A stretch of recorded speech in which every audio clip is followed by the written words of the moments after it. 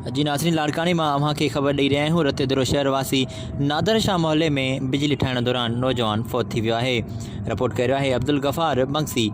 ख़बर मूजिब रतोदरो शहर के नादर शाह मोहल्ला में बिजली ठाहिण दौरान करंट लगण सबब 28 साला नौजवान गोठ ज़ंगेजा वासी चैन ॿारनि जो पीउ इलेक्ट्रीशियन अबू बकर पुट मुला भूरल सख्त ज़ख़्मी थी पियो, जंहिंखे इलाइक़े वासियुनि गणती जोगी हालत में खणाए चांडका अस्पताल पहुता, जिथे नौजवान ज़ख़्मनि जा सूर नसंदे फौत थी वियो आहे।